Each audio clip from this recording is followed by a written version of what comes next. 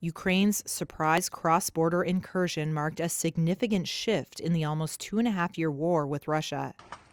It was Kyiv's biggest attack on Russian territory since Moscow invaded Ukraine in February 2022. International security expert Dr. Marian Mesmer of the London-based think tank Chatham House told Reuters there are a couple likely strategies at play. My best guess is that Ukraine, on the one hand, wanted to push back against Russia, perhaps to increase any leverage that they might have in any upcoming negotiations. And it also seems to have been an attempt to draw Russian military attention away from where they were pushing ahead. And that seems to have worked pretty well. Ukraine had been losing territory to Russian forces until its surprise attack.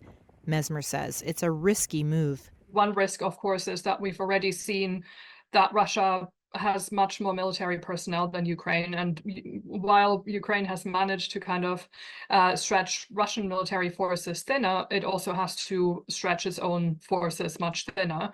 And Russia presumably is going to try and hit back quite hard because this is obviously making them look quite bad.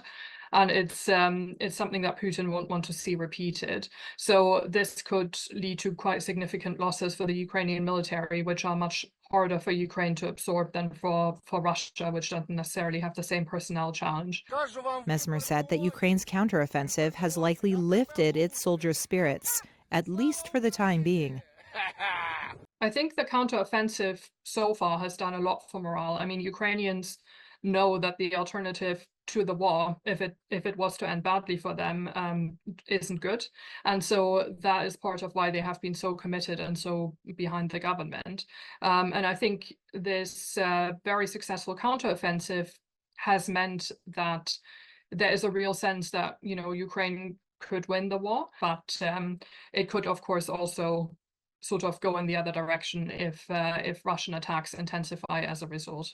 Ukraine's top commander said on Monday that Kyiv controlled around 1,000 square kilometers of Russia's Kursk region 7 days after the incursion began.